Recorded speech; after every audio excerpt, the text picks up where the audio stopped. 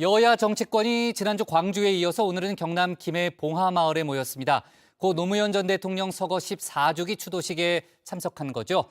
그러면서 노무현 정신, 노무현의 유산을 계승해야 한다는 목소리도 내고 있는데요. 하지만 각각의 셈법은 다르다는 분석도 정치권에서 나오고 있습니다. 관련 내용을 유한울 체크가 정리했습니다.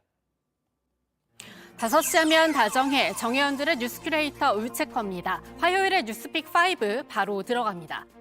오늘 준비한 소식은요.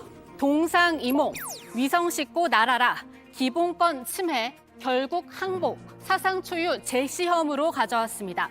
2009년 5월 23일 고 노무현 전 대통령이 서거한 날로부터 14년이 흘렀습니다. 경남 김해 봉하마을에는 오전부터 추모객들의 발길이 이어졌는데요. 오후 2시부터는 추도식도 열렸습니다. 추도식 주제는 역사는 더디다. 그러나 진보한다로 노 전 대통령이 퇴임 뒤 집필한 저서인 진보의 미래에서 따온 구절입니다. 대통령님은 언제나 원칙과 용기를 가지고 열심히 일한 대통령으로 남고자 하셨습니다. 그 단단한 신념과 우직한 한 걸음 한 걸음이 대한민국을 더 나은 미래로 이끌었다고 생각합니다.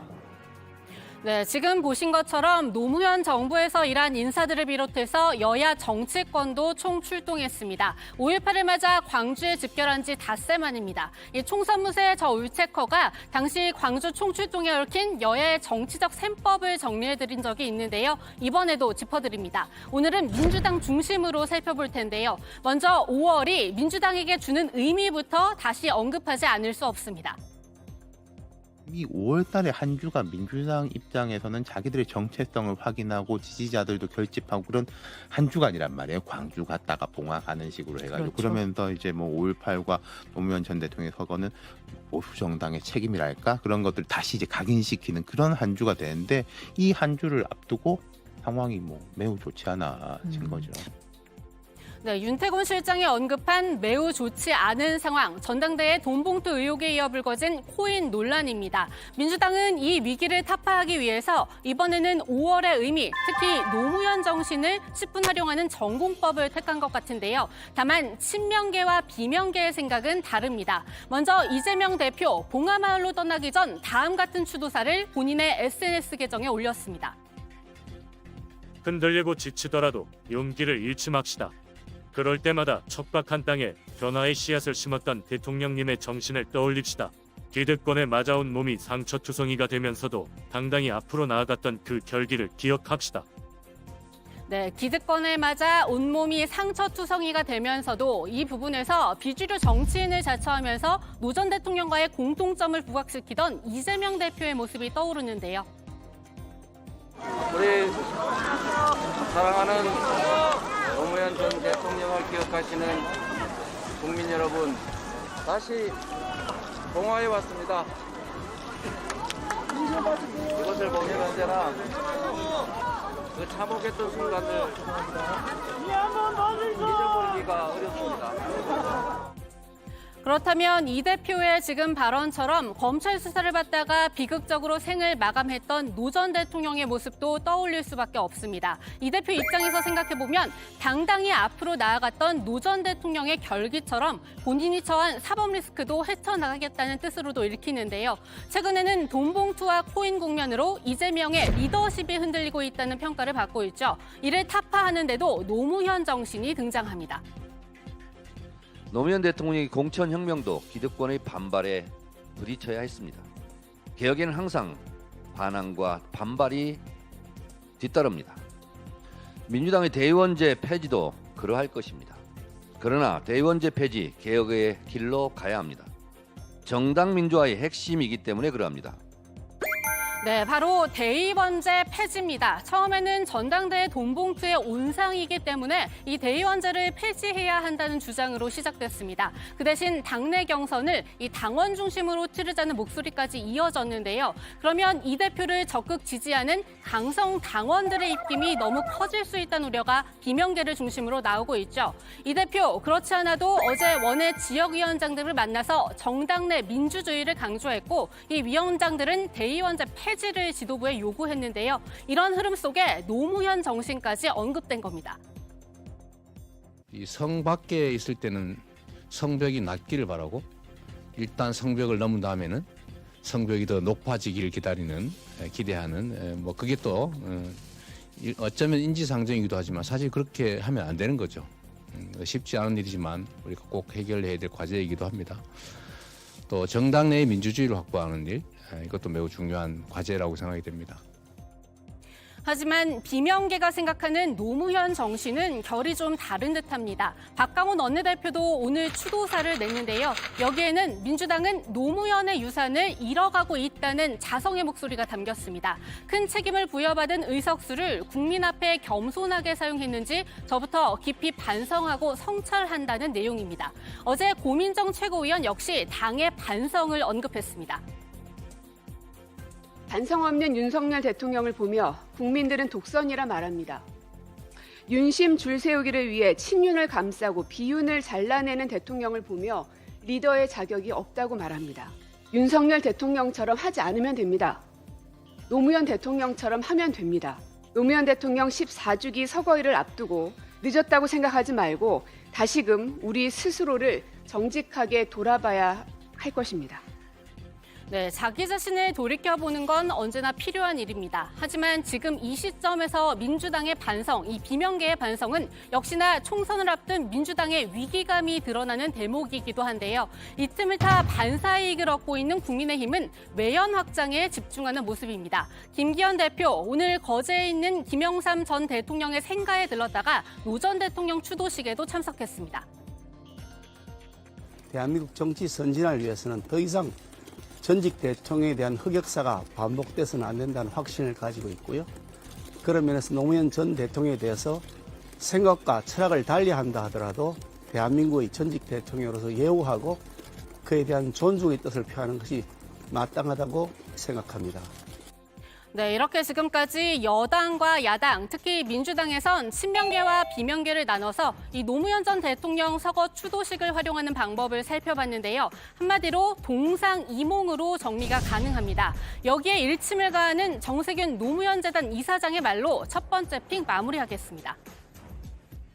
노무현 대통령 서거 14주기를 맞아서 많은 분들이 오실 텐데 여야 정치인들이 자신의 권한과 책임을 좀 돌아보았으면 좋겠고요.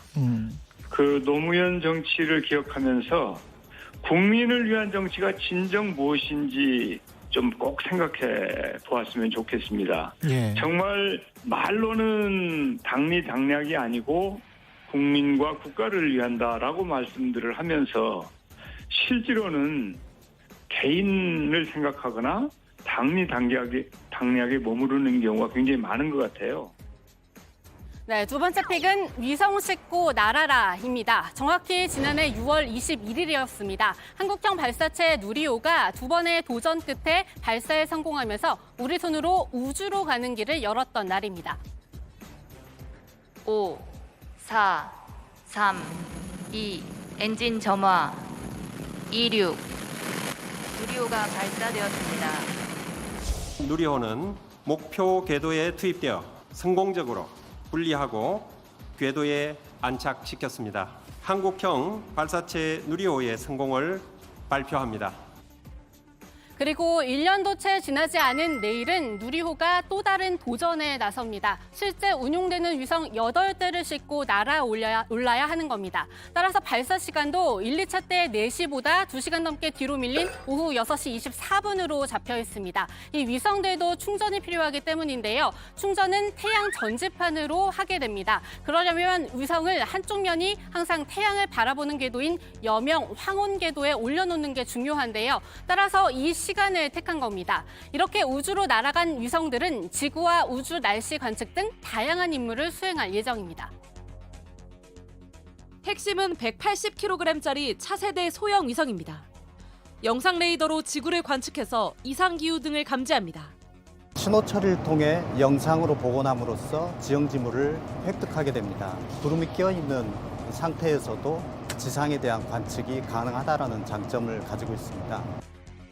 네, 이제 딱 하루 남은 발사를 앞두고 누리호는 만반의 준비를 하고 있습니다. 오늘 아침 7시 20분 종합조립동을 출발해서 1.8km 떨어진 발사대에 도착했고요. 이 발사대 기립 및 고정 작업도 완료돼서 하늘을 향해 우뚝 서는데도 성공했습니다. 이제 과기정통부는 오늘 오후 8시 이 누리호 발사관리위원회를 열어서 작업은 제대로 됐는지, 내일 기상 상황은 어떤지를 확인한 뒤 발사 여부를 결정할 예정인데요. 지금까지 모든 준비는 순조롭게 진행되고 있다고 합니다. 사실상 첫 실전 발사인 내일 3차 발사, 부디 전 국민이 기뻐할 소식이 들려왔으면 좋겠습니다. 1차 발사 당시 저 울체커가 직접 만났던 우리나라 1호 우주인 후보 고산 씨의 말도 함께 전해드립니다. 우주라고 하면은 뭐 미국 사람이나 러시아 사람이나 중국 사람들이 개척해야 되는 거 아니야? 라고 생각할 수 있지만 꼭 그렇지는 않은 것 같다. 소형 위성, 중형 위성을 만들어 수출하고 있는 그런 회사들이 이미 존재합니다. 그러니까 우리의 꿈의 지평을 스스로 작게 가두지 않았으면 좋겠다라는 말씀 드리고 싶습니다.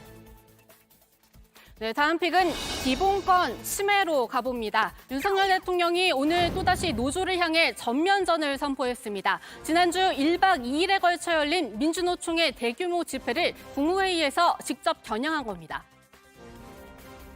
국민의 자유와 기본권을 침해하고 공공질서를 무너뜨린 민노총의 집회 행태는 국민들께서 용납하기 어려울 것입니다. 우리 정부는 그 어떤 불법 행위도 이를 방치, 외면하거나 용납하지 않을 것입니다.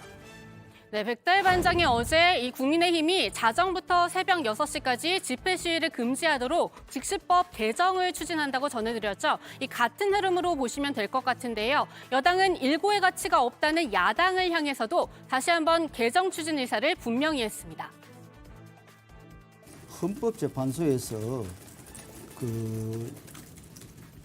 이 당초에 일몰 후 일출 전으로 집회 시위를 제한한 것은 좀 과도한 면이 있다. 그리고 적절한 시간을 정해서 제한을 하라는 취지로 헌재에서 판결을 한 겁니다. 지금 14년째 국회가 직무유기를 하고 있는데 일고의 가치가 없다고 하면은 국회가 과연 존재하는 이유가 뭔지에 대한 네, 윤 대통령은 오늘 직무를 충실히 이행한 공직자들이 범법자들로부터 고통받거나 불이익 받는 일이 없도록 국가가 보호할 것이라고도 했는데요. 이 역시 경찰이 집회 시위에 엄정 대응하도록 독려하겠다는 의미로 풀이됩니다. 국민의힘은 이를 뒷받침하기 위해서 경찰의 공정한 공무 집행에 대한 면책 조항을 신설하는 방안도 추진합니다.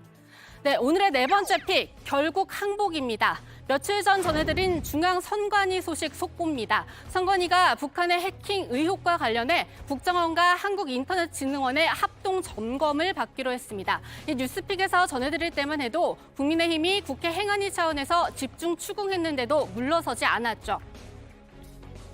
그 관련 법 7조에 보면은 관리기관의 제한이 필요하다고 인정하는 경우에는 그런 내용들을 요청할 수 있도록 그런 규정들이 들어 있습니다.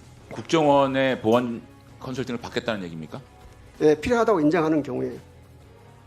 네, 오늘 국민의힘이 선관위를 항의 방문한 끝에 결국 점검을 받겠다는 답변을 받아냈다고 합니다.